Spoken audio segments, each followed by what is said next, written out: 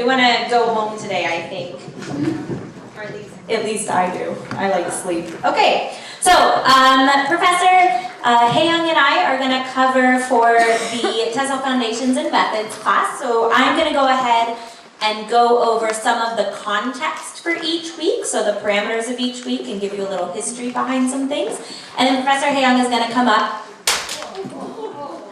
Everything's under control.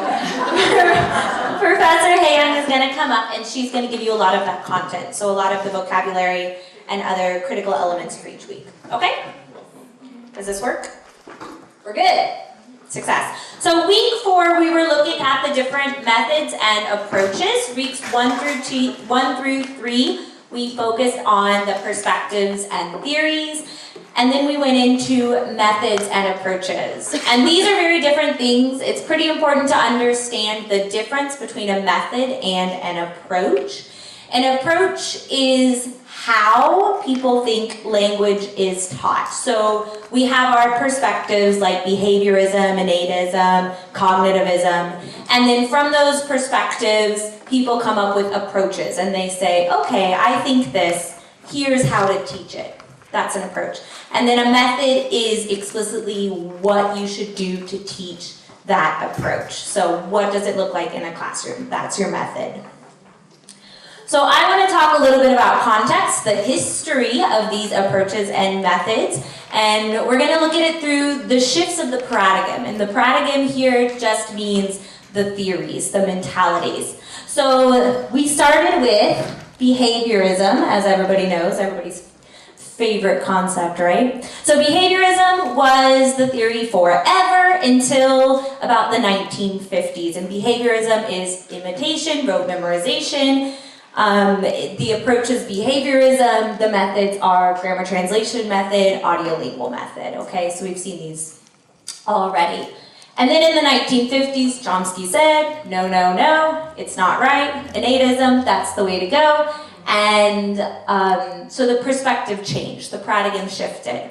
And then again in the 1970s and 1980s, it shifted again. Krashen looked at Chomsky's theory and he said, yeah, but we can do more with it. And he came up with the monitor model, which is those 5 different hypotheses that we learned about in week 3. Yes, I'm gonna go with it. Week 3, the 5 different hypotheses of his monitor model. And one important thing about Krashen's model is the distinction between learning versus acquisition. And this is what separated the more modern theories from behaviorism. Because behaviorism said learning is acquisition, but then the input hypothesis says that learning and acquisition are actually different. You can learn something and not actually acquire how to use it. So then we have constructivism. And constructivism is the oddball in these theories, because constructivism you can find reference to as far back as like the Greek philosophers. And people have dabbled in constructivism in the 1700s and the 1920s and the 1970s and the 1990s, and it just keeps appearing in these little waves as these paradigms shift. So constructivism has never really been the primary perspective of language learning and teaching, but it has influenced a lot of these other perspectives. And then finally, our most recent approach to language teaching is the communicative language teaching, CLT, that started in the 1990s, 2000s, and that's really what most of us learn and teach today. It's like the modern, most up-to-date pedagogical strategy. Okay? So that's kind of our timeline from forever ago until these days. So Professor Hae-young is going to give you the content. What is all of that? What are the definitions? What are the words? Who are the people? Who are the players? Okay? Cool.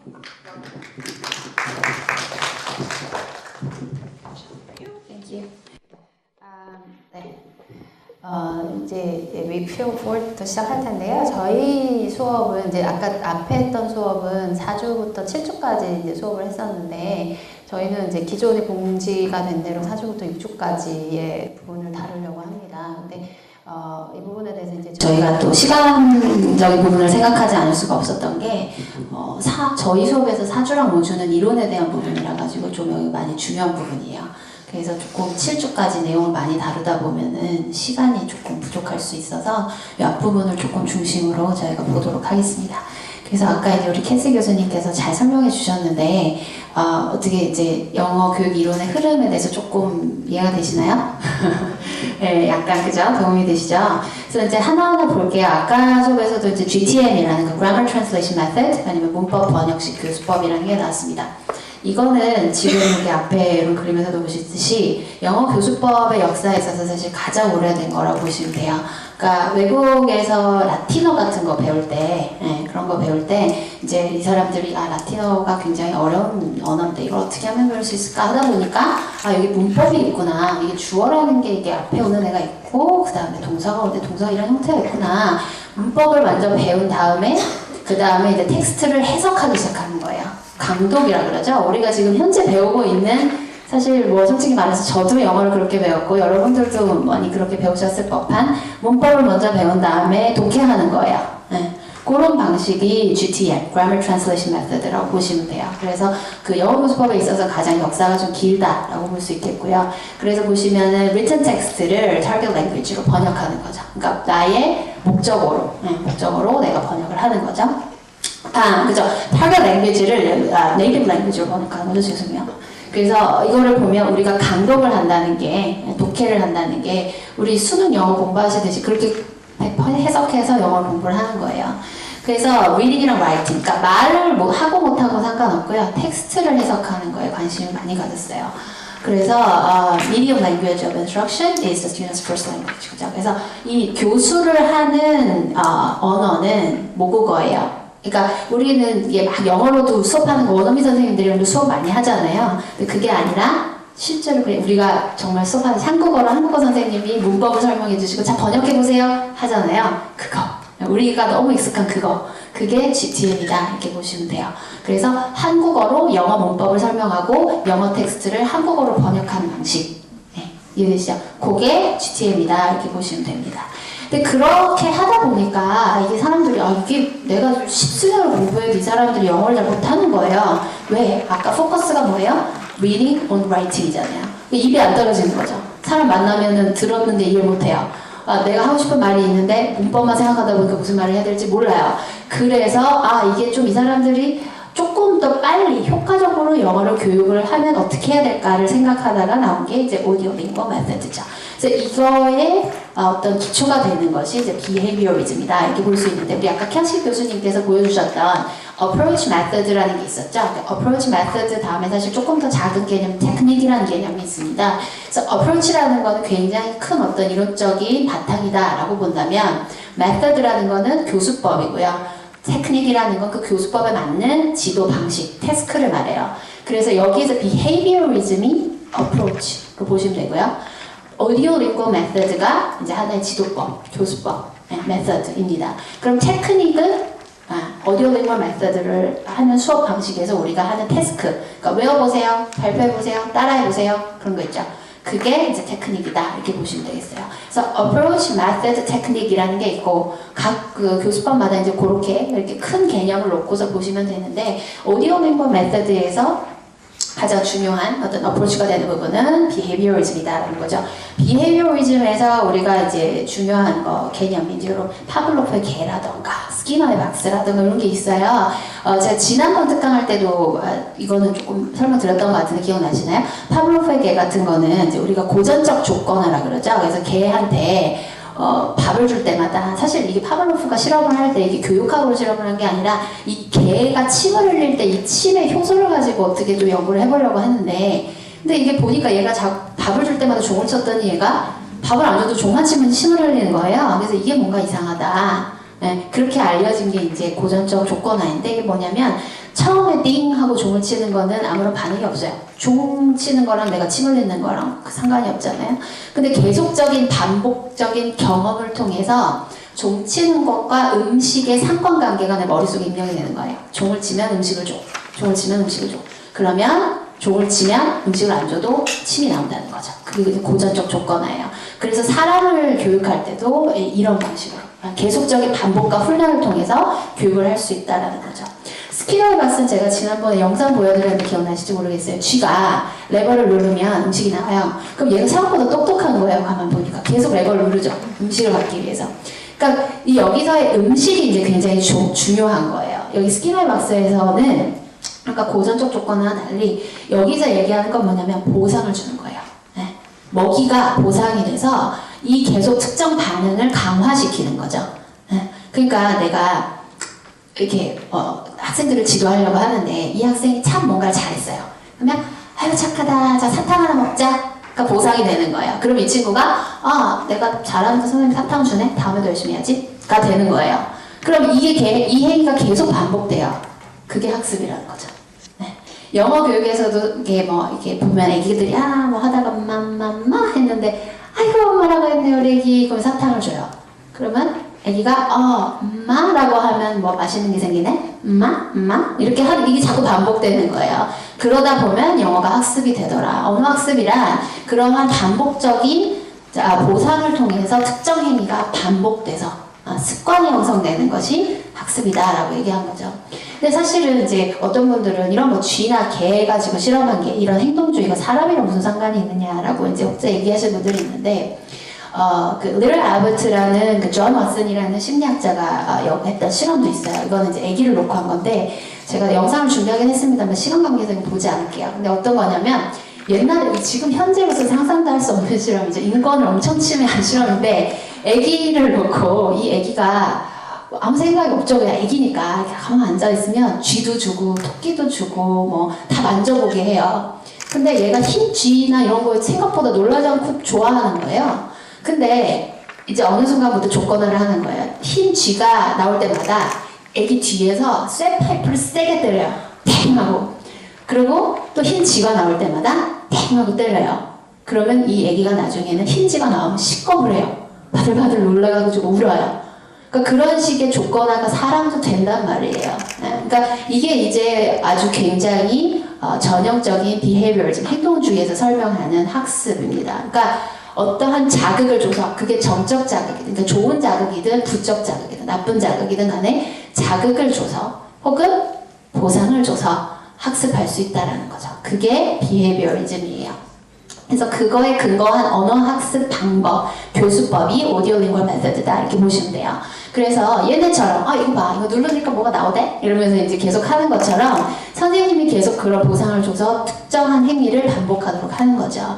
So learning as an acquisition of a new behaviors based on an environmental condition. 그러니까 환경적인 조건에 의해서 어떠한 행위가 계속적으로 반복돼서 습득될 수 있도록 하는 거. 그것이 오디오링걸 메서드예요. 그래서 여기서 나온 reinforcement라는 게 보상, 강화입니다. 강화. 그러니까 계속 이런 사탕, 음식을 주는 거, 그게 reinforcement다. 이렇게 볼 수 있겠죠. 그래서 language learning이라는 거는 habit formation이다 라는 거예요. 그러니까 사람의 뭐 어떤 인지적인, 사람의 고귀함, 뭐 사람의 인지적 능력 이런 상관없이 쥐도 하는 것처럼, 개도 하는 것처럼 사람도 계속 반복하면 습관이 생겨요. 그러니까 언어라는 것도 습관이에요. 계속 반복하고 말하다 보면 습관이 생겨요 라는 거죠. 그래서 나온 게 그 어학실이라는 개념이에요. 네, 그 칸막이 쳐진 데서 원어민 선생님들이 발음한 거 들으면서 fine, thank you, and you 이거 계속 반복하잖아요. 그리고 잘하면 선생님 잘했다고 칭찬해주고 그죠? 그게 오디오링걸 메서드 방법이에요. 근데 이제 이렇게 설명을 드리면 오디오링걸 메서드 되게 나쁘네? 뭐 이렇게 생각하실 수도 있잖아요. 근데 사실은 최근에 들어서 이게 굉장히 대두되고 이렇게 효과가 있단 말이에요. 반복을 하면 당연히 효과가 있죠. 그죠? 그러니까 이거는 나쁜 방법은 아니에요. 그게 뭐 절대로 옛날 방법이라서 좋지 않아요가 아니라 그 영어 교육학, 영어 교수법을 개발되어 오던 흐름 안에서 이러한 것들이 있었는데 효과가 있어요. 반면에 이걸 기반으로 하고 있는 어프로치적인, 비헤비어럴적인 측면에서는 그러한 맹점들이 있어서 굉장히 비판을 많이 받았다는 거죠. 그런 비판으로 인해서 나온 게 innate approach입니다. 그러니까 사람은 언어적인 기질, 언어 학습의 능력을 타고 태어난다는 거죠. 그러니까 뭔가 하나 이론에 문제가 있으면 그거에 반해서 그게 아니야, 언어 학습이란 이런 거야 라고 이제 설명이 되는 거잖아요. 그래서 노암 촘스키라는 사람이 이제 native approach라는 거를 이제 이렇게 많이 정립을 시켰는데 이게 뭐냐면 사람이 이렇게 언어를 습득하는 걸 보니까 이게 반복돼가지고 한다 혹은 습관을 형성시킨다고 하기엔 애들이 말도 안 되는 그런 창조적인 발화를 하더라는 거죠. 예. 내가 이런 말을 막 연습시키지 않았는데 자기가 새롭게 뭔가 생각해가지고 새로운 단어를 만들어낸다거나 그런 실수들을 하는 걸 보니까 이거는 언어 습득이라는 게 꼭 습관 형성만으로 되는 건 아닌가 보다. 사람이라면 타고 태어나는 언어 습득의 장치가 있나 보다 라고 한 게 Language Acquisition Device입니다. LAD라 그래요. 그래서 언어 습득 장치라는 거죠. 그러니까 아까 나왔던 쥐나 개나 이런 거랑 다르게 사람은 언어 습득 장치가 있다. 이걸 타고 태어난다라는 거죠. 그래서 사람이라면 특별한 학습이 없어도 언어 학습이 가능하다라고 이야기를 하고 있는 거죠. 그래서 노암 촘스키가 이것과 같이 주장했던 게 뭐냐면 UG라는 개념입니다. 강의 들으셨으면 기억이 나실 텐데 Universal Grammar라는 게 있어요. 그래서 모든 언어에 공통적으로 가지고 있는 어떤 규칙, Grammar라는 게 있어요. 그래서 모든 언어에 공통적인 규칙이 있고 모든 사람은 언어를 습득할 수 있는 기제를 타고 태어났기 때문에 언어 학습은 자연스럽게 된다는 거예요. Innate라는 게, nate라는 게 타고 태어난 이란 뜻이죠. 그러니까 여기에서 얘기하는 메서드는 사실은 별로 없다고 보시면 돼요. 왜? 어차피 타고 태어나서 하게 돼 있잖아요. 어떻게 가르치고 교수법이 지금 문제가 아니에요. 사람 타고 태어나서 누구나 인간이라면 한다는 거죠. 예. 그러니까 아까 오디오링과 메서드랑 다른 거예요. 근데 이제 조금 더 나가서 크러션이라는 사람이 그러면 언어학습에 있어서 인네이티비스트적인 측면에서 언어학습을 어떻게 설명할 수 있을까에 대해서 5가지 가설을 내세웠습니다. 그래서 보시면 이 사람이 주장한 5가지 가설인데 첫 번째가 Acquisition Learning Hypothesis예요. 이거 지난번 콜로키움에서도 간단히 설명드렸던 것 같은데 중요한 부분이고 다시 나왔으니까 설명드릴게요. 자, Acquisition이라는 건 습득이고요. Learning이라는 거는 학습입니다. 자, 습득이라는 거는 자연스럽게 내 모국어가 그냥 습득되듯이 엄마가 나랑 이야기하면서 아빠랑 얘기하면서 친구랑 얘기하면서 자연스럽게 얻어진 것이 습득이에요. Learning이라는 건 우리가 지금 영어 배우듯이 공부해가지고 머리 빠지게 막 공부해가지고 배운 걸 학습이라 그래요. 이 2개는 같지 않아요. Acquired competence 달라요. 그러니까 습득된 지식과 학습된 지식은 같지 않다는 거죠. 그래서 이런 학습된 지식은 절대 습득된 지식으로 옮겨갈 수 없대요. 이게 얼마나 좌절되는 말입니까? 니네 죽었다 깨나도 공부해가지고 원어민처럼 못해 이 말이에요. 네. 그러니까 사람들이 타고 태어나서 처음부터 모국어를 이렇게 해가지고 배운 거하고 내가 나중에 공부해가지고 배운 지식은 다르다. 성질적으로 다르고 얘는 얘로 넘어갈 수 없다는 거예요. 그러면 아니 그 배웠는데 나 배운 거 기억나는데 이거 쓸 수 있는데 이거 어디다 써? 그거의 역할이 모니터라는 거예요. 모니터. 그러니까 내가 발화를 할 때 뭔가 주어가 좀 이상하니 그걸 고쳐야지 이렇게 생각하는 거 있잖아요. 그러니까 뭔가 내가 말을 할 때 내 말에 이게 이 말의 표현이나 문맥이나 이런 것들이 적절한가라는 걸 모니터하는 역할을 하는 것이 learning, 학습된 지식의 역할이라는 겁니다. 네. 그리고 언어를 학습하는 데는 natural order가 있대요. 순서가 있다는 거예요. 학습의 순서가. 그래서 연구자들이 사실 이걸 연구를 많이 했어요. 그러니까 제일 처음에 배우는 게 뭐고 그 다음에 배우는 게 뭐고 이걸 연구를 많이 했거든요. 그래서 보시면 이 순서가 바뀌지 않는다는 거예요. 연구를 해보니까 처음에 이렇게 배우는 순서대로 이렇게 착착 배우지 애가 아직 불규칙 동사를 못 배우는데 갑자기 현재 과거 이게 과거 분사 이런 거를 얘기하지 않는다는 거죠. 그러니까 기본적으로 습득 순서가 있고 이 순서를 거스르지 않는다는 거예요. 네, 사람이 학습을 하는 과정을 보니까. 그리고 input hypothesis라는 건 뭐냐면 이제 I+1이라는 개념이 나오는데 comprehensible input이라고 우리가 이야기합니다. 그래서 이해 가능한 입력이라는 건데 여기서의 I는 뭐냐면 내 현재 지식이에요. 내 현재 수준. 거기에 +1이어야 돼요. 학습이 일어나려면. 네. I에 +2도 안 되고요. +3도 안 돼요. 그냥 I만이어도 학습이 안 돼요. I- 더 안 돼요. 딱 I+1이어야 된다는 거예요. 그게 comprehensible input입니다. 요게 이렇게 들어와야 돼요. 그게 스스로 내가 이렇게 하면서 acquisition이 된다는 거죠. 그래서 엄마가 이렇게 막 인풋을 주고 선생님이 이렇게 지도를 할 때 잘 생각해서 얘가 할 수 있는 게 뭔가 현재 단계에서 +1이 있을 때 학습이 일어난다라는 거죠. 그 다음에 이제 affective filter라는 건 뭐냐면 여기서 이제 인풋이 막 들어오잖아요. 인풋이 들어오는데 필터가 있다는 거예요. 필터가. 그래서 여기서 걸러줘요. 근데 이게 effective라는 게 뭐냐면 정의적인 필터라는 뜻이거든요. 그러니까 우리 사람이잖아요. 아까 개 뭐 쥐 봤는데 걔는 기분 좋고 나쁘고 그러니까 있겠죠? 있는데 사람은 학습에서 그 정의적인 게 굉장히 영향을 많이 미친다는 거예요. 그래서 이게 스트레스를 받는다. 학습 과정에서 이렇게 막 프레셔를 줘요. 빵점 맞으면 알아서 해. 하나만 틀려봐. 뭐 이런 거 있잖아요. 아니면은 뭐 서로 경쟁을 시킨다던가 뭐 이런 거 있죠. 그러니까 스트레스를 받고 압박을 받게 되면 학습이 제대로 일어나지 않는다는 거예요. 이 5개가 크러션이 얘기한 인네이티비스트 입장에서 설명한 어떤 가설입니다. 근데 여기서 중요한 건 이게 가설이에요. 가설이라는 건 뭐죠?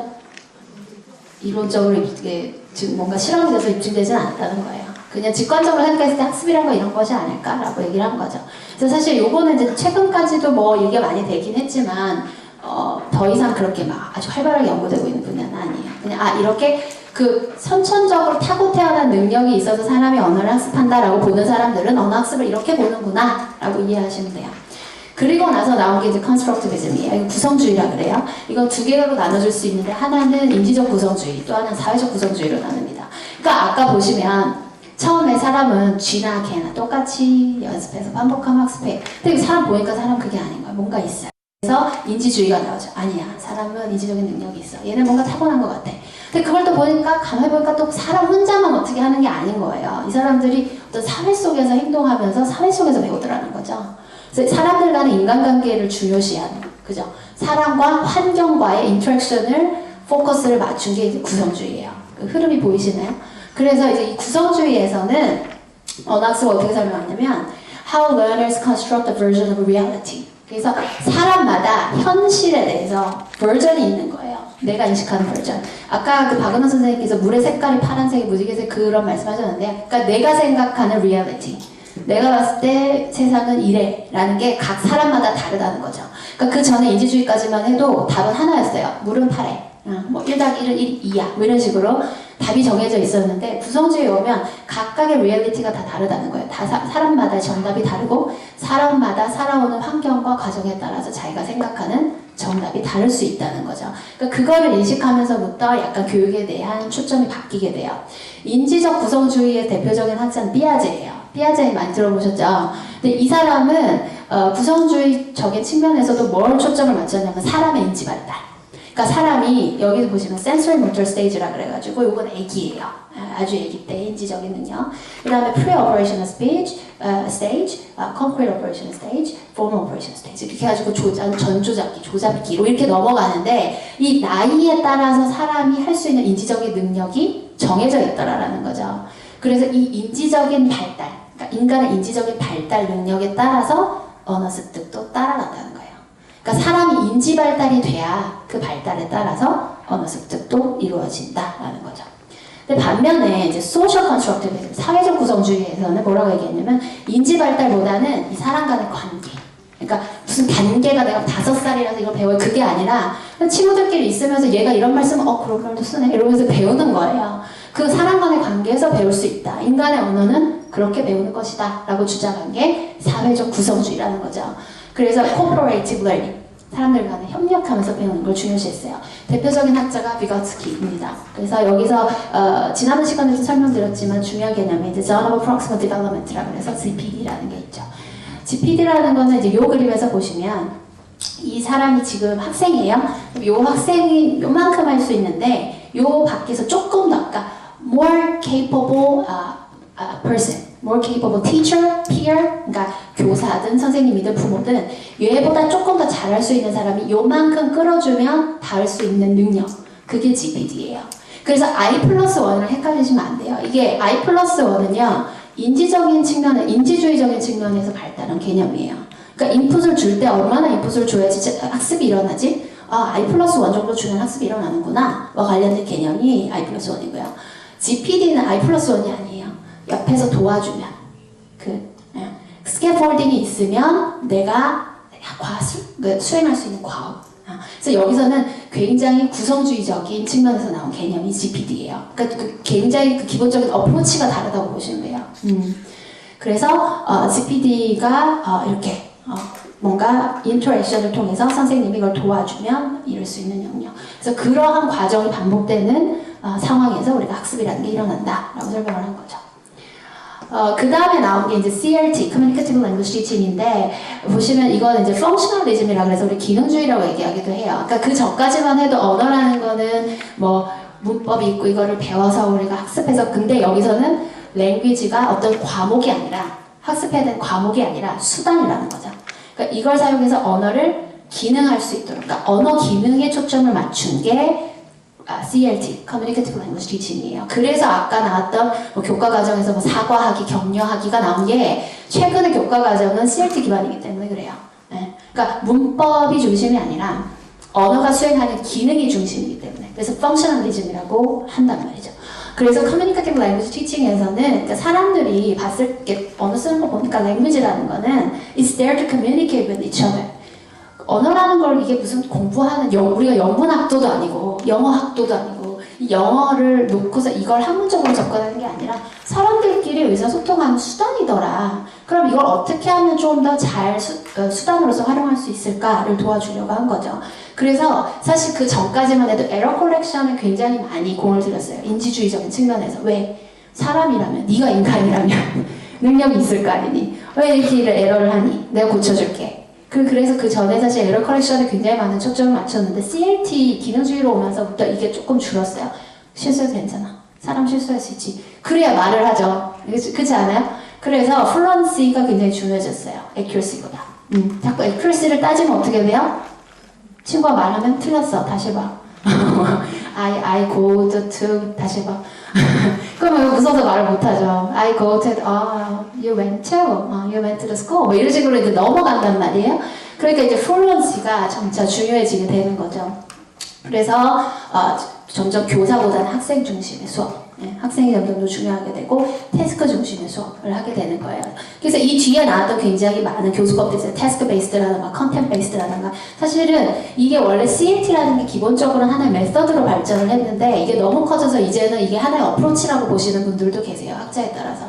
그러니까 이거를 근간으로 해서 뒤에 나오는 부분이군요. 이걸 근간으로 해서 뭐 컨텐트 베이스드 인스트럭션이라든가 태스크 베이스드 인스트럭션이라든가 하나의 태스크를 함으로써 하나의 과업을 함으로써 의사소통하면서 언어를 학습하는 것이 중요하다라고 이야기를 하게 되는 그 시점까지 우리가 오게 된 거죠. 그래서 우리가 영어 교육의 어프로치, 그 다음에 영어 교육의 교수법의 발달의 흐름이 이 정도까지 와 있다라고 보시면 될 것 같아요. 이해되세요? 네, 알겠습니다. 이제 week 5 시작하도록 할게요.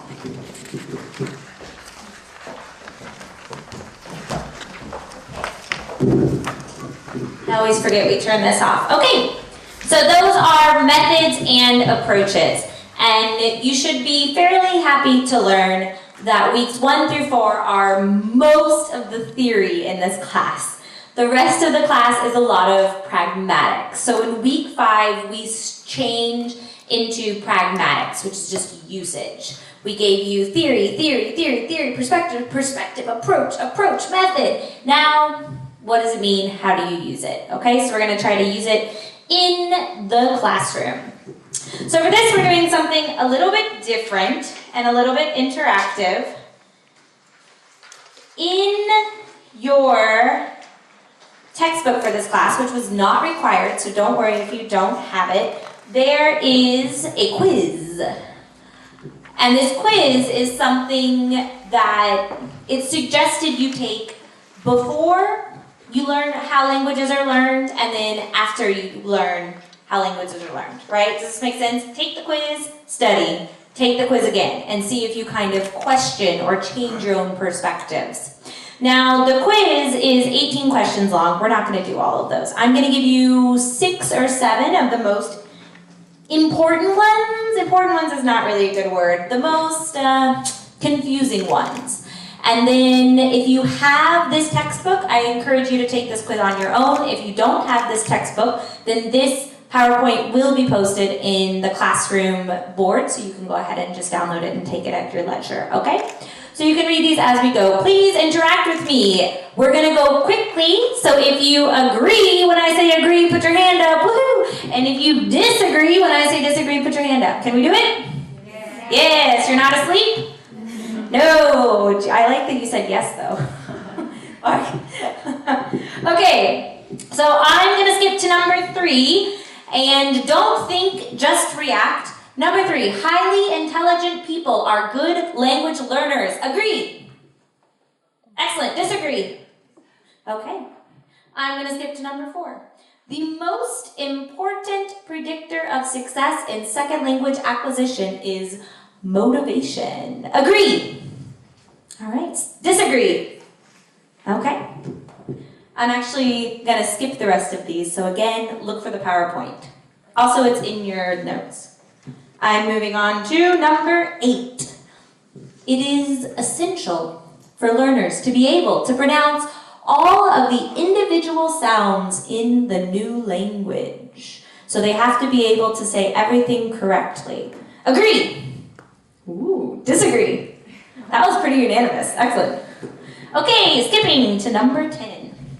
Teachers should present grammatical rules one at a time, and learners should practice examples of each rule before going on to the next rule. Agree. Disagree. Okay, and a lot of you seem to think, I don't know. In the book, they have more options. In the book, it's strongly agree, agree, strongly disagree, disagree. So you have a little bit more flexibility. I didn't give you any flexibility, sorry. Okay, we're going to skip to number 12. Learners' errors should be corrected as soon as they are made in order to prevent the formation of bad language habits. Agree? Okay, disagree? All right. These are just perspectives. There's no right answer. This is all, what do you think? Number 14. When learners are allowed to interact freely, they copy each other's mistakes. Agree? Disagree? All right. That one we're going to get into a lot with communicative language teaching, so that'll be a good one. Okay, our final one that I think is pretty important to this week's tasks and information is number 15.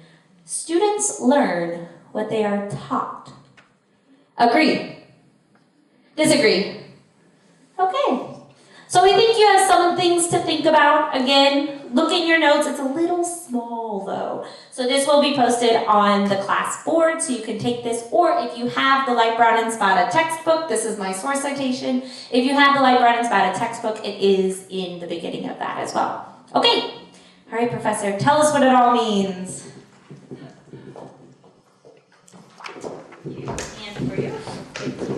자, 어떠셨나요? 네, 이거 지금 해보시면 아, 내가 교사로서 어떤 사람이구나 이거 아실 수 있는 질문이에요. 그러니까 학생들은 지도를 받는 거를만 배운다. 그런가요? 내가 가르치는 거에 대해서 애들은 지들끼리 말하라고 시키면 이것들이 실수만 서로 하고 공부 안 한다. 그렇게 보시는 교사라면 이제 CRT를 하시기가 좀 힘든 거죠. 왜냐하면 교사가 주도권을 가져야 학생들이 많이 배울 수 있다라고 생각을 하시니까요. 그죠? 그게 틀렸다는 게 아니라 교사로서 각각의 퍼스펙티브가 다른 거예요. 그러니까 교사로서 나는 주도권을 많이 가지고 많이 지도를 할 때 내가 좋은 교사라고 생각을 하시는 거죠. 그런데 반면에 이제 학생들이 보다 더 주도권을 갖고 많이 이야기를 하도록 하고 학생들이 실수를 해도 그 과정에서 내가 굳이 지도하지 않아도 배울 수 있는 것이 있다. 그것이 학습이다 라고 생각을 한다면 뭐 태스크 중심의 수업이라던가 CLT 중심의 수업을 하시게 되겠죠. 그래서 그 내가 가지고 있는 교육이란 어떤 건가, 교사의 역할은 무엇인가에 대해서 한번 좀 생각해 보시면 좋을 것 같아요. 그 이제 위크 5가 이제 약간 그런 거랑 관련된 거예요. 사람과 관련된 거. 그러니까 언어 학습에 있어서 아까는 이게 이론이라고 했잖아요. 그러니까 이론이라는 거는 지금까지 계속 반복되고 오는 현상들을 놓고 봤을 때 아, 학습이라는 이런 건가 보다 라고 생각을 하는 건데 근데 가만히 놓고 보면 이거는 이제 그거는 일반화된 거고 각각의 교육적인 상황을 봤을 때는 그게 아닌 거예요. 사람마다 다 다르거든요. 자, 여러분들 이렇게 보면 자, 영어 교수법 중에 무슨 스쿨 뭐 땡땡 뭐 학습법 이런 거 많잖아요. 그게 100점짜리가 있을 수가 없는 게 왜냐면 사람이 다 달라요. 네, 무슨 스쿨은 100%다 그럴 수가 없어요. 나한테 안 맞으면 안 맞는 거지. 그러니까 그게 만약에 정말 100점짜리 누구에게도 맞는 100점짜리 학습법이 있다 그러면 영어 교육학이라는 게 없죠. 그러니까 그만큼 사람이라는 게 다 다른 거예요. 퍼스널리티도 다르고요, 러닝 스타일도 다르고요, 인텔리전스도 다르고요, 모티베이션, 왜 공부를 하는지도 다 달라요. 그러니까 이 사람들에게 맞는 단 하나의 베스트 교수법이 있다? 그럴 수가 없어요. 그러니까 우리가 배우는 거죠. 오디오링구얼 리듬도 좋은 점이 있어요. CLT도 좋은 점이 있지만 단점이 있어요. 최근에 와서 CLT가 엄청 공격을 많이 받았어요. 이걸 해보니까 애들이 뭐 이상한 말을 하기 시작하는 거예요. 그리고 자꾸 실수가 반복되면서 화석화되기 시작하고 이런 현상들이 나타난다는 거죠. 그리고 말을 하는 학생들만 하고 안 하는 학생들은 또 안 하고 뭐 이런 여러 가지 현상들이 나타나서 베스트 티칭 메서드라는 거는 없어요. 왜? 이것 때문에. 그래서 요걸 좀 보자는 거죠. 그래서 보시면 그 이제 learner characteristics에 우리는 사람이잖아요. 쥐도 아니고 개도 아니고 사람은 특성이 있다라는 거죠. intelligence라는 건 지능입니다. aptitude라는 거는 소질, 적성이에요. 그 aptitude 테스트라는 게 있어요. language aptitude 테스트라는 게 있는데 사실은 이게 거의 지능 그 학습, 지능 지수를 평가하는 거랑 비슷하거든요. 근데 사실은 그렇지 않죠. 이 사람이 지능 지수와 상관없이 언어를 잘 배우는 사람이 있고 언어를 잘 못 배우는 사람이 있잖아요. 그죠? 그런 게 영향을 미친다는 거죠. learning 스타일 조금 이따가 할 건데 내가 그 노래를 한번 들으면 잘 안 까먹는다 이런 분 계세요? 음이 잘 기억이 나고 나는 책 놀이 시킬까봐 실패하세요? 그런 분들 계신데 나는 죽었다 깨어나도 약간 이게 음을 잘 모르겠어. 랩은 잘한다 뭐 이런 분들 있잖아요. 그러니까 그런 그 사람마다 잘하는 게 있어요. 그러니까 음악적인 조금 음감이나 리듬감에 잘 받아들이는 사람들이 언어를 잘한다라는 연구도 많이 있어요. 그러니까 그러한 사람의 러닝 스타일에 따라서 그러니까 노래를 잘하는 분들이 영어 잘하는 그건 아니지만 약간 그런 게 있더라라는 거죠. 그러니까 그런 사람의 러닝 스타일이 영향을 미친다는 거죠. personality, 이 사람은 굉장히 소심해요. 혹은 외향적이에요. 영향을 미치겠죠. motivation and attitude, 학습을 하는 동기, 태도, identity and ethnic group affiliation. 그러니까 이 사람이 어떤 정체성을 갖고 있고 민족성이 어떤 민족성을 갖고 있는가. learner's belief, 학생들이 학습과 교사에 대한 믿음을 어떻게 가지고 있는가, 어떤 믿음을 가지고 있는가. 그 다음에 제일 중요한 게 나이입니다. 나이가 학습에 미치는 영향이 굉장히 커요. 그래서 이거에 대해서 사실은 CPH라고 많이 들어보셨죠? Critical Period Hypothesis. 그래서 저처럼 중학교 때 처음 알파벳 배운 사람들한테 굉장히 좌절되는 말, 너는 죽었다 깨어나도 못할걸? 이 되는 가설인 거예요. 그거에 대해서 어떻게 우리가 연구를 해봤는지 얘기해보도록 할게요. 자, 일단 러닝 스타일 먼저 볼게요. 이거 들어보신 적 있으세요? FIFD, Field Independence, Field Dependence. 이게 사실은 스타일에서 대표적인 건데 우리 수업에서는 많이 다루고 있지 않아서 이거는 이제 그냥 간단히 어디에서 스타일이라고 얘기하고 FD, FI가 나오면 이런 거구나 라는 걸 좀 알아두실 수 있도록 설명을 드리려고 합니다. Field Independence라는 건 장 독립성이라 그래요. 장이라는 게 먼저 장. 운동장 할 때 장. 그죠? 그래서 장 독립성이라 그러면 뭔가 이렇게 많은 게 있을 때 저 한 개만 딱 눈에 튀어서 보이는 거예요. 분석적으로 보는 사람이죠. 그러니까 숲이 많은데 유독 이상한 나무 하나를 찾는 사람 있어요. 그런 사람 있죠? 보물찾기 하는데 유독 보물을 잘 찾아, 이 사람이. 그런 거 있잖아요. 그러니까 많은 것 중에서 하나를 잘 찾는 사람. 그런 사람 장 독립성이 높은 사람이라 그래요. Field Dependence, 그러니까 장의 의존성이 높은 사람은 어떤 사람일까요, 그러면? 나무보다는 숲을 보는 사람이에요. 그러니까 대충 보는 거죠, 이게. 이게 크게 있구나. 그러니까 제가 보기에, 많이 오셨구나. 이런 거죠. 근데 장 독립성이 높은 사람은 저분은 빨간색 옷을 입고 있네 이렇게 되는 거예요. 근데 이게 영어학습에 왜 영향을 미치느냐, 이런 사람들은 분석적이더라는 거예요. 보니까 굉장히 경쟁심이 좀 높은 편이에요. 그래서 조금 이런 민주적이면서 조금 자유사회 경제이면서 서로 막 경쟁하면서 막 이렇게 발달하고 개인의 의견이 존중되고 이런 사회에서 FI 성향의 사람들이 많이 나와요. 근데 이런 사람들은 조금 농경사회 중심의 복종을 강요하고 우리가 같이 살아야 되고 같이 통합해야 되고, 그러니까 이런 사회에서 FD가 많이 나와요. 그러니까 그 어떤 사회의 특성에 따라서도 사람의 성격이 다르고 이러한 성격이 언어학습에 영향을 미친다는 거죠. 그러니까 이런 사람들은 언어가 이렇게 학습하다가 뭔가 아리까리한 게 있어요. 뭐 어떻게 해요? FD면 넘어가요. 근데 FI면 어떻게 돼요? 짜증나죠. 왜 이것만 아니야? 왜 고드야? 고드가 아니야? 왜 웬트야? 왜? 인조이드 플레이드인데 왜 고드가 아니야? 이렇게 되는 거예요. 네, 그 언어학습에 영향이 있겠죠. 네. 그 다음에 그런 반면에 이런 사람들은 분석을 잘하니까 문법을 잘 찾아내서 자기가 습득을 잘한단 말이에요. 네. 그런 성향이 있다는 거죠. Left right brain dominant. 그러면 좌뇌우성이면 어떨까요? 분석적이에요. 네. 언어 학습도 굉장히 분석적으로 해요. Right brain dominance는 어떨까요? 직관적이에요. 그래서 리스크 테이킹을 해봐요. 틀릴 것 같은데 말해봐요. 어디서 들어본 것 같은 이상한 말을 한번 해보는 거예요. 그러니까 그런 거죠. 네, 그리고 말을 못 이해했어요? 그럼 left brain dominant면 분석하겠죠. 근데 right brain dominant면 촉으로 맞춰요. 좋은 말이구나. 이러면서 예. 이러면서 넘어간단 말이에요. 그러니까 그게 left brain, right brain dominance에 따라서도 언어 학습에 대한 태도나 자세가 다르다는 거죠. 그러면 우리 학생이 left brain dominant예요. 그러면 거기에 맞춰서 태스크를 맞춰줄 수 있겠죠. 자, 그 다음에 visual learner, kinesthetic learner 뭐 이런 게 있어요. 이거 뭐냐면 visual이라는 거 보는 거에 굉장히 좋아요. 이 사람들이. 그러면 책을 봤을 때 굉장히 이해를 잘해요. 그리고 도표를 그리면 한눈에 이걸 이해해요. 근데 오디오 포커스드 된 사람들은 TV를 보여주면 잘 이해해요. 네. 그래서 영상물 같은 거 있죠? 소리가 같이 나는 거. 네. 그런 거를 들려주면 기억을 훨씬 잘해요. 책 보는 것보다.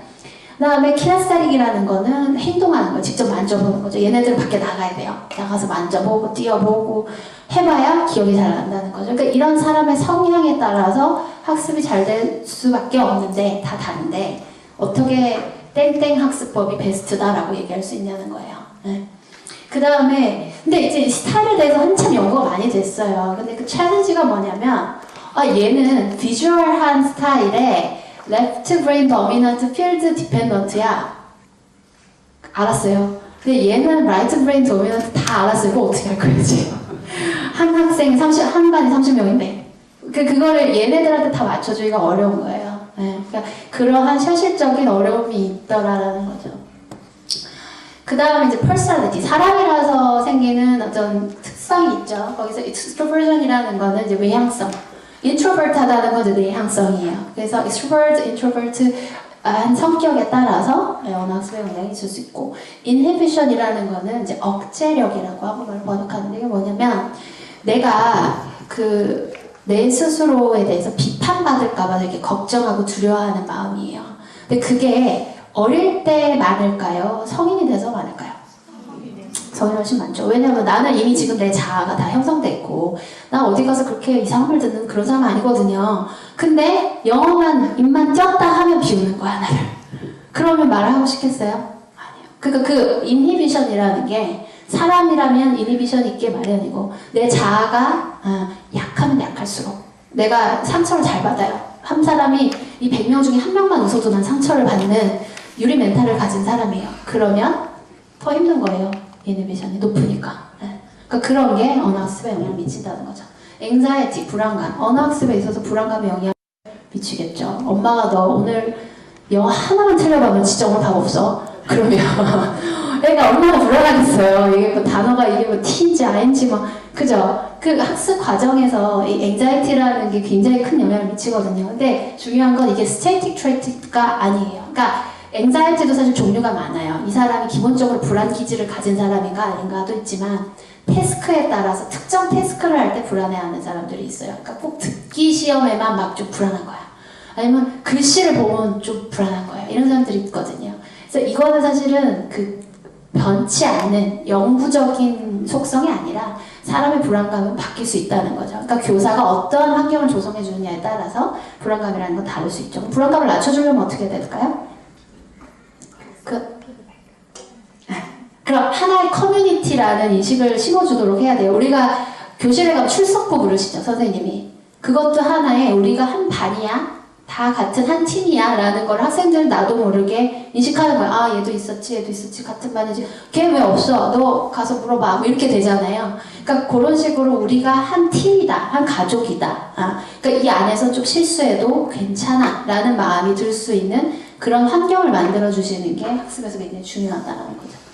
그 다음에 모티베이션입니다. 그러니까 학습을 하려면 동기가 있어야 학습을 하죠. 뭐 별로 해야 될 이유가 없는데 뭐하러 공부를 하겠어요? 그죠? 그래서 여기서 나왔던, 책에서 나왔던, 우리 수업에서 나왔던 건 통합적, 도구적인데 이게 보통 통합적은 내재적 동기라고 생각하시고 도구적 동기는 외부적 동기라고 생각하시는 분들인데 그게 아니에요. 이게 다 달라요.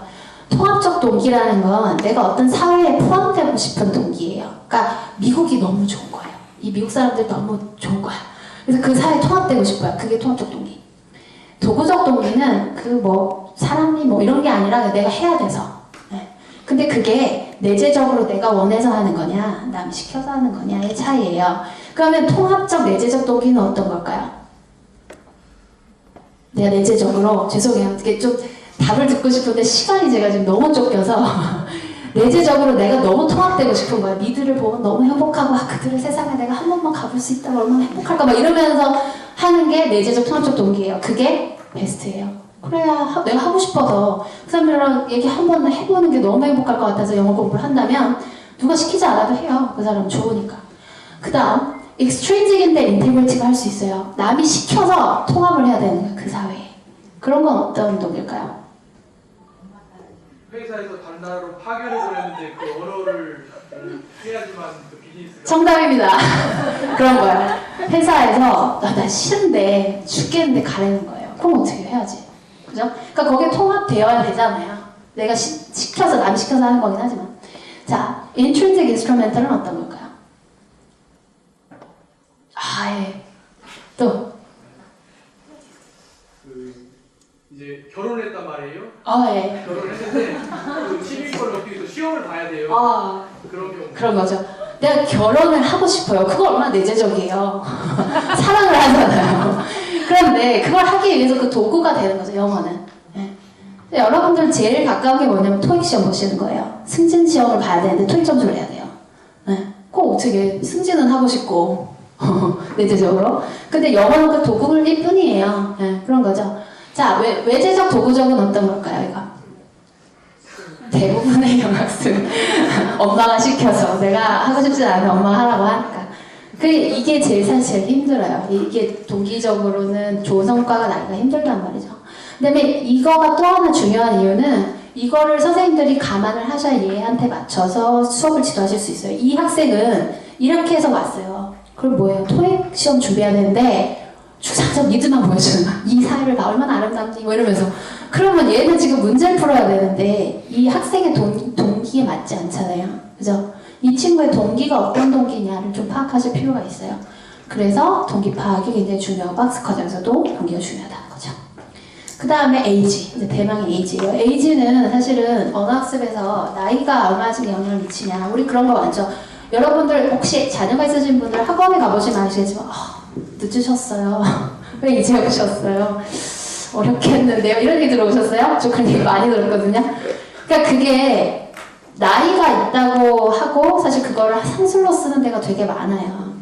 근데 그래 보이죠? 왜냐? 이런 걸 보면 미국에 도착한 나이가 17세가 넘어가면 영어 점수가 오르질 않는 거예요. 얘네들이 본격적으로 확 떨어지는 거예요. 시점이 지나면. 그래서 critical period hypothesis라는 건 결정적 시기가 있다는 거고 대충 사춘기 즈음이 되면 이 시기가 지나서 공부 시작하면 절대로 원어민에 준하는 언어 실력을 가질 수 없다. 그게 critical period hypothesis예요. 자, hypothesis가 아까 제가 뭐라 했죠? 가설이요. 네. 그러니까 맞을 수도 있지만 아닐 수도 있는 거예요. 자, 이게 strong support for CPH인데 보시면 연구들이 이게 다 보실 필요는 없고요. 자, 수업에서 나왔던 거예요. 결과만 보세요. 어린애들이 more relative, 어린애들이 better, eventual, 결국엔 어린애들이 surpass, 잘했어요. 그 이런 걸 보면 결국 뭐 열심히 해봐야 나 틀렸구나 뭐 이렇게 되는 거죠. 근데 보시면 이 연구들이 다 언제예요? 80년 옛날 연구죠. 더 이상 이렇게 얘기하지 않아요. 그러니까 과거에 CPH가 한참 유행할 때 이렇게 얘기했어요. 니네는 못할걸? 나이가 먹어선 틀려. 안 돼.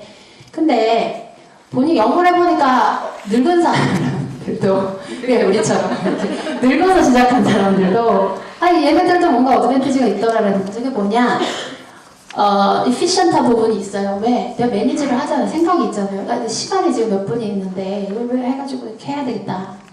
Start off faster. 발동이 빨리 걸려요. 동기만 있다면. 내가 해야 되니까 빨리빨리 착착착. 그 다음에 Metalinguistic Knowledge. Metalinguistic Knowledge라는 건 뭐냐면 내가 학습에 대해서 생각하는 능력이에요. 그러니까 내가 학습 과정을 조직하고 이걸 효과적으로 하기 위해서 만약에 내가 앞자리에 앉았을 때 공부가 잘 돼요. 그러면 굳이 앞자리에 와서 앉는 그 자세. 그게 메타링귀스틱 나누지요. 메타링귀스틱 에포트거든요. 그러니까 내가 학습하는 거, 언어가 어떻게 돌아가는가, 뭐 이런 거에 대한 걸 다 이해하는 그 지식이란 말이에요. 그러니까 애들은 이런 게 없죠. 네. 그래서 그런 것들이 어른들은 훨씬 낫더라라는 거고요. 그 다음에 영어 learners catch up with surface order learners in the naturalistic context. 그러니까 자연스럽게 배우면 결과적으로는 어린 애들이 따라잡긴 해요. 그러니까 어른이랑 애를 놓고 둘 다 미국에 가서 살아보세요. 그러면 가르쳐주지 않고 수업에서 살아보세요 하면 확실히 어린애들이 잘 배우더라라는 거죠. 지들끼리 왜냐면 얘네들은 피어 프레셔가 있거든요. 애들이 하하 너 뭐 그렇게 말해 이렇게 한단 말이에요. 어른들은 그렇게 비웃지 않잖아요. 대놓고. 그러니까 어떻게든 배워보려고 하고 뇌가 말랑말랑 하니까 막 좌뇌 우뇌 막 서로 막 반짝반짝 하면서 얘네들을 배우더라라는 거죠. 근데 instructed context, 그러니까 수업 상황에 가면 그게 아니더라는 거예요. 그러니까 지도를 해가지고 선생님이 자 문법은 이런 것이고 언어 체계란 이런 것이고 적용해보세요. 배워보세요. 하면 애들보다 어른이 잘하는 경우가 많더라라는 거죠. 그러니까 자연스럽게 배우는 학습 과정이 아니면 꼭 CPH가 맞다고 볼 수는 없다라는 거죠. 그리고 특히 발음에 대해서만 CPH가 있다라고 주장하는 경우가 많아요. 네, 사실은.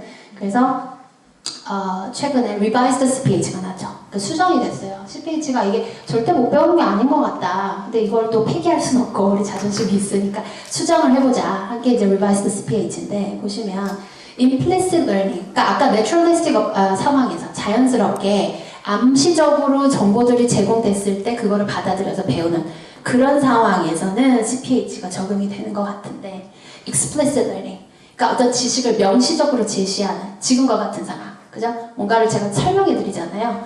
자, 고드는 아니에요. 이건 불규칙 동사니까 멘트라고 쓰셔야 돼요. 이런 식으로 명시적으로 설명을 하는 상황에서는 그런 상황에서는 어른들도 잘할 수 있다. CPH가 반드시 적용되는 게 아니다라는 거예요. 그래서 언어를 학습하는 데 있어서 나이가 미치는 영향에 대해서 최근에까지 온 연구 동향 방향은 이렇게까지 왔다 보실 수 있겠죠.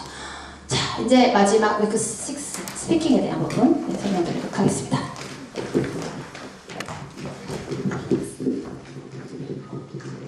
Okay, so for week 6, we're looking specifically at speaking in the classroom. And this is really important to understand because previous perspectives and previous approaches, such as behaviorism, really didn't focus that much on speaking.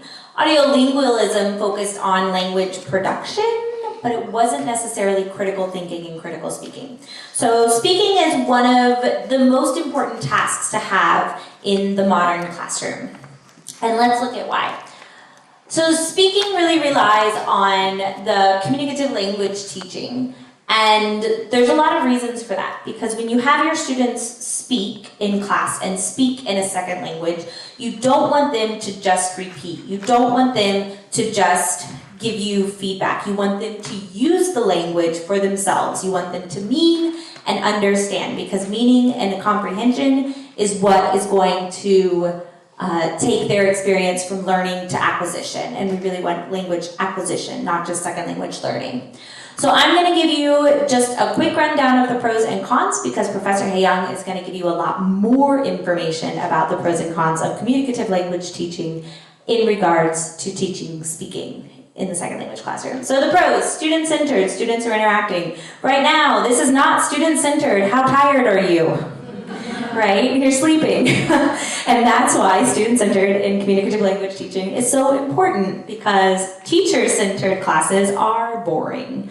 We all know it, sorry. We put pretty pictures up there though. So meaningful interaction. You want your students to use language to mean, use language for themselves, let them say what they want to say. How many times has a child said to you, "I'm fine, thank you"? They're not fine. There are probably many other emotions except for fine, but they don't know how to say it, right? So we need students, especially second language learners, to understand that they can mean in their second language, not just say. It's more flexible, there's a lot more activities, more interaction. It gives students plenty of time to practice using the language, which, if you refer back to Swain's output hypothesis, is another way that students learn, is by production of language. And then it creates a more positive classroom environment. Students feel valued. Some of the cons of communicative language teaching is the student perception and self-confidence. So students may not respect each other, students may not like doing group activities. Students have many different individual differences in second language acquisition, which is what Professor Hae-young had talked about in the previous week. These individual differences really affect how a speaking class can be run. Exactly, some students just don't like speaking. They just like to sit and read. And then monolingualism, often in group tasks when two students have the same first language, they just use their first language. They don't care to try. And that's an issue in this type of environment. Interpersonal dynamics, do your students get along? And then of course class size. Like this particular size of class, it would be really difficult for the teacher to monitor a student-centered class in this type of class size because there'd be so many different groups and you couldn't really help your students. So smaller classes really work well for communicative language teaching, but in larger class sizes, it's a little bit more difficult to implement. So, Professor Hae-young, can you tell us more? 자, 드디어 마지막이네요. 시간이 지금 이미 지났죠. 예정된 시간이 지나서 이 부분은 좀 빨리 지나가도록 할게요. 이제 이론에 대한 거는 이제 다 했어요. 그래서 이제 스피킹 어떻게 하면 이제 잘 가르칠 수 있을까에 대한 건데, 스피킹에서는 특히나 이제 CLT, Communicative Approach에서 굉장히 중요한 거예요. 그 Communicative Approach에서 중요한 개념이 Communicative Competence라는 겁니다. 그러니까 대화를 의사소통을 할 수 있는 능력. 그러니까 CLT의 목적은 Communicative Competence를 높이는 거가 되겠죠. 그럼 어떻게 해야 되겠어요? Student Centered도 해야 되고요. 교사가 말을 들어하고 선생님 말을 학생들이 말을 많이 하는 그런 상황이 되어야 되겠죠. 자, 그래서 여기에서 이제 중요한 게 pair work, group work라는 게 나오는데, pair이라는 건 이제 짝지어서 학생들이 짝 활동하는 거고요. 그룹 활동은 이제 뭐 모둠으로 활동하는 걸 group work라고 하는데, 이제 CLT에서 이게 굉장히 중요해졌어요. 장점이 뭐냐면 dynamics and natural interaction. 그러니까 학생들끼리 이야기하는 게 가만히 앉아 수업 듣는 것보다는 훨씬 더 같이 인터랙션 많이 할 수 있고요. 그다음에 태스크 어사이먼트도 할 때도 선생님이 학생들의 실력에 따라서, 학생들 관심사에 따라서 다른 태스크를 줄 수도 있잖아요. 그죠? 그러니까 그거를 학생들이 맞춰서 해줄 수 있다는 거. 그리고 practice opportunity. 학생들이 계속 듣고 뭐 받아쓰고 이런 것만 아니라 말하는 걸 연습할 수 있잖아요. 그죠? 그래서 practice opportunity가 된다는 점에서 pair work, group work이 좋다라는 거. 그 다음에 classroom pace and dynamics. 그래서 요거는 이제 수업의 어떤 속도라던가 이런 걸 좀 조절할 수 있는 거죠, 선생님이. 그래서 수업 시간이 좀 여유가 있을 때는 뭐 다양한 활동들을 해보고, 여유가 없을 때는 이렇게 해가지고 짝끼리 빨리 해서 끝내도록 한다던가, 이게 선생님의 재량으로서 할 수 있다는 거죠. 근데 궁극적으로는 SLA, Second Language Acquisition을 도와준다는 거죠. 왜? 학생들이 자기들끼리 이야기를 많이 하니까. 그죠? 근데 단점이 있어요. 어려움이 있어요. 이걸 해보니까 생각보다 쉽지 않은 거예요. 좋다고 생각했는데 뭐냐면 student perception, 학생들의 인식이 선생님도 아니고 얘 밤 이상해요. 짝씩 활동을 시켜놨더니 얘가 뭐라고 하는지 모르겠어요. 얘 뭐 이상하게 말해요. 뭐 이런 거 있잖아요. 그러니까 학생들이 서로 하는 발화에 대해서 이게 내가 배울만 하다라고 생각하지 않거나 오류가 많다라고 생각하는 거죠. 그리고 learning preference, 학생들이 뭔가 선호하는 학습 방식이 있을 수 있어요. 그 교사가 앞에 나와서 자 1번 받아 적으세요. 이런 걸 원할 수 있다고요. 그러니까 저도 옛날에 그런 경험이 있는데 CLT로 태스크 열심히 했어요. 근데 마지막에 저 왜 문법 같은 거 안 가르쳐주세요? 이런 게 있잖아요. 그러니까 학생의 선호도에 따라서 나는 뭔가를 좀 적어가지고 외우는 걸 선호하는 학생이 있을 수 있어요. 그런 학생의 경우에는 이렇게 모든 활동하고 이야기하는 거를 굉장히 재미없다. 왜 가르쳐주지 않아요, 선생님이? 이렇게 생각할 수 있다는 거죠. 그 다음에 모노링구얼 클래스. 아까 교수님께서, 캐시 교수님께서 설명하셨지만 한 언어를 쓰는 집단이면 어려워요, CLT가. 우리 한국어 같은 경우 다 모여서 짝활동하세요 그러면 애들이 다 영어로 하나요? 아니요, 한국말해요. 뭐냐, 1번도 뭐냐 이렇게 된다고요. 그러면 매니지먼트가 어려운 거죠. 그룹 다이내믹. 그러니까 학생들끼리 서로 막 이렇게 장난치고 얘는 서로 잘 안 맞아요. 그러면 짝활동하기가 어려운 거죠. environmental problem 뭐냐면 막 하다 보면 시끄러워질 수밖에 없어요. CLT는 말을 해야 되니까. 근데 이제 옆반에서 이제 컴플레인이 오죠. 선생님, 3학년 2반 너무 시끄러워서 수업을 못 하겠어요. 뭐 이렇게. 그러니까 그런 게 이제 사실 그 교실 수업에서는 부담이 될 수 있어요. 그런 게 민폐가 될 수 있어요. 그러니까 그런 걸 감안하셔야 된다는 거죠. 그 다음에 large class, 이렇게 학생이 한 반에 사람이 많아요. 그러면 아까 말씀하셨다시피 매니지먼트가 어려운 거죠. 얘네가 지금 잘하고 있는지, 어떤 실수를 하고 있는지 선생님이 컨트롤하기가 어려운 거죠. 그래서 어떤 거를 해볼 수 있을까? 그 methodological approach가 아까 이런 거 있었어요. 네, 교수법들이. 이게 다 교수법이거든요. CLT도 교수법이고요. task-based, 과업 중심, cooperative learning, content-based instruction 이게 다 교수법이에요. 이게 이제 CLT에 묶여있다고 보시면 돼요. 그러니까 학생들이 커뮤니케이션 많이 할 수 있도록 하는 교수법입니다. 그래서 얘가 이제 학습 활동에 얘가 있는데 인포메이션 갭 같은 거 이해하셨나요? 여기 수업에서 설명이 되었었는데 인포메이션 갭 같은 건 학생들이 말 그대로 갭이 있어요. 인포메이션에. 그러니까 A가 가진 워크시트랑 B가 가진 워크시트가 달라요. 그러면 얘네 둘이 얘기를 해서 이거 하나를 맞춰야 세모, 요격형, 동그라미, 네모가 되는 거예요. 예를 들어서 보시면 이렇게 있어요. 여기 핫도그 $20지만 여기 비어있죠. 그 스튜던트 A랑 B랑 워크시트를 달리 줘요. 그 다음에 물어보는 거예요. 물어봐야만 이걸 완성할 수 있어요. 이 메뉴판을. 그래서 how much is a hot dog? 을 물어보면 it's $20. 그러면 여기 20불 쓰는 거예요. 그럼 얘가 또 물어보죠. 그럼 how much is a bottle of coke? 물어보면 이게 $30. 그럼 얘가 이제 또 쓰는 거예요. 그러니까 이렇게 하면 어떻게 돼요? 애들이 과업을 완성하려면 무조건 말을 해야 되죠. 말을 안 하면 할 수가 없어요. 그러니까 말을 할 수 있도록 하는 태스크가 인포메이션 갭입니다. 직서 같은 거는 이게 직서라는 게 퍼즐이잖아요. 그러니까 이거는 이제 2명, 3명, 4명, 여러 명이서 힘을 합쳐서 하나의 과업을 하는 거예요. 그러니까 예를 들어서 우리 모듬이 요 모듬이에요. 초록색, 파란색, 노란색, 빨간색이 있어요. 근데 각각 얘네가 다 떨어져가지고 뭔가 따로 뭔가 공부를 한 다음에 와가지고 뭔가 하나를 하는 거예요. 이거 뭔가 싶죠? 예를 들어서 여행 계획을 짜는 태스크를 해요. 오늘 자 우리 다 같이 이야기해서 미국 여행 가는 일주일 동안 여행 가는 계획을 짜봅시다.